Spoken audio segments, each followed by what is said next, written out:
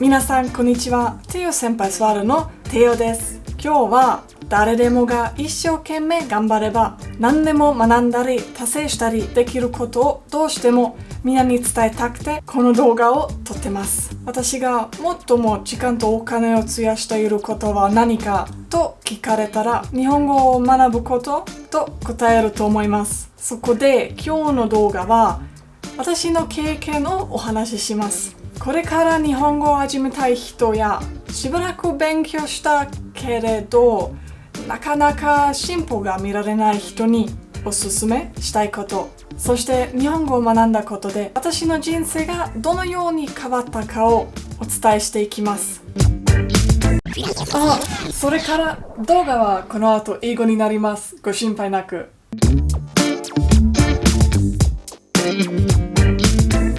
Japanese has been playing a big part in my life for 10 years now, and I'm sure that it will be for another decade as well. I would be lying if I said that it was all a nice, smooth sailing. In fact, it was more like hiking the Mount Everest. You need to learn the fundamentals to even take a real step forward, in which I mean the 3 alphabets. Then you need to grow your vocabulary if you want to get to move forward, get to know the culture, and in best cases, get yourself a decent guide that you can trust. Because if anything, a good teacher will make this experience not only more efficient, but also more enjoyable. Around 2012, me and my best friend at the time wanted to start learning some martial arts and ended up at a kendo club where we met 2 other girls. One of the 2 was really into the Japanese culture and we all loved anime, so we decided one day to just start learning Japanese. This sounds kind of like a spontaneous decision, and it really was. At that time, other than the thought of how cool it would be to be able to understand anime without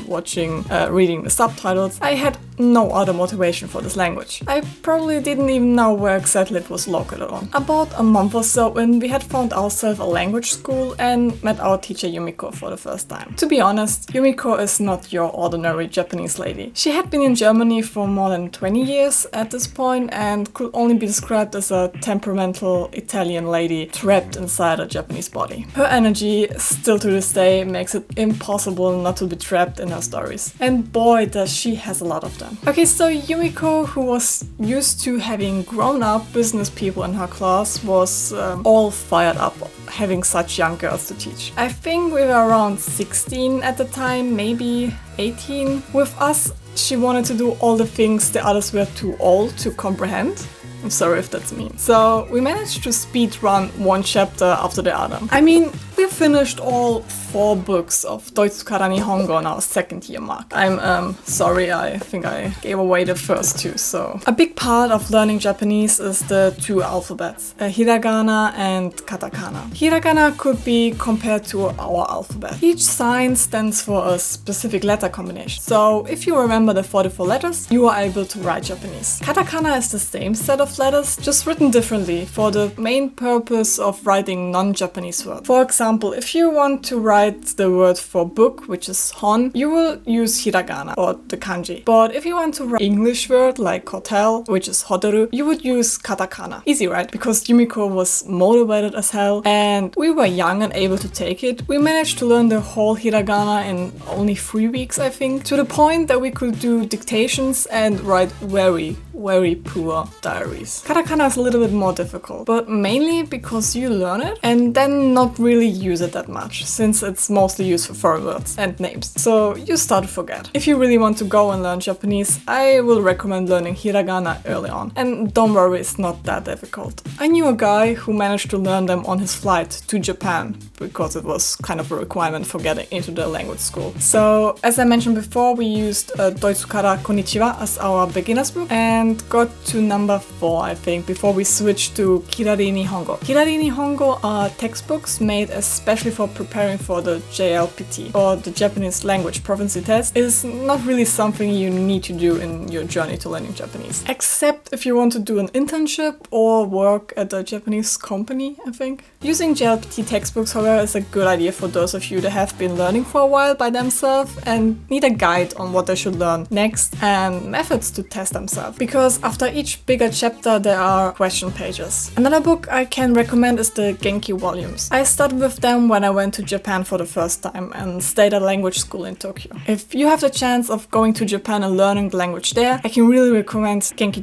It's a language school for learning Japanese located in Fukuoka and Tokyo maybe. I think they have another branch now, but yeah. And looking back, it was one of the best times I had in my life. I met so many people from different countries and got to know the Japanese culture better. This also brings me to my next point. Do you need to learn kanji? The only answer I can give you is maybe.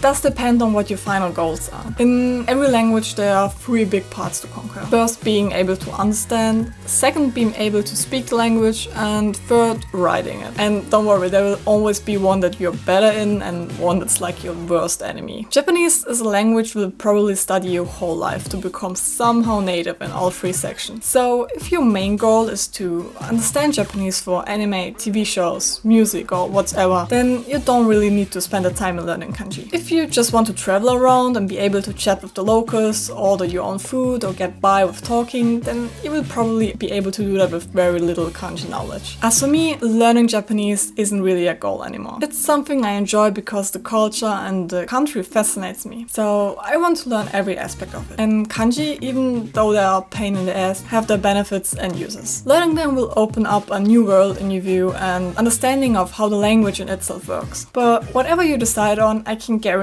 you that learning Japanese will change your life in one point or the other. At least it changed mine quite a bit. And I'm pretty sure that I will never be here talking to a camera if I didn't take these steps 10 years ago. Not only did I make new friends with both Japanese people and people that like Japan, I also grew more confident as a person because I had something that I could be proud of and me stand out a bit. If you ever apply to a job and you wrote that you speak Japanese in your CV, I can guarantee you that you will have enough conversation material for the whole interview. There hasn't been one time where they haven't asked about it. It's like an icebreaker and the conversation just always gets lighter and easier after explaining how I got to learn the language. I talked a lot about the nice and positive things, but every medal has a backside and learning Japanese has some as well. I mentioned it before, but learning Japanese, or probably any Asian language, is time consuming. In those 10 years, I could have probably learned 2 other European languages and be way more fluent in them. Did you know that the average child knows around 2,000 English words, while a child the same age in Japan already knows 7,000 to 8,000? This is mainly because in Japan there are many ways of saying one and the same thing. For example, there are 7 different words just to say I, not even including the various dialects. This also goes with the fact that if you're not staying in Japan, your chances of getting the practice you need to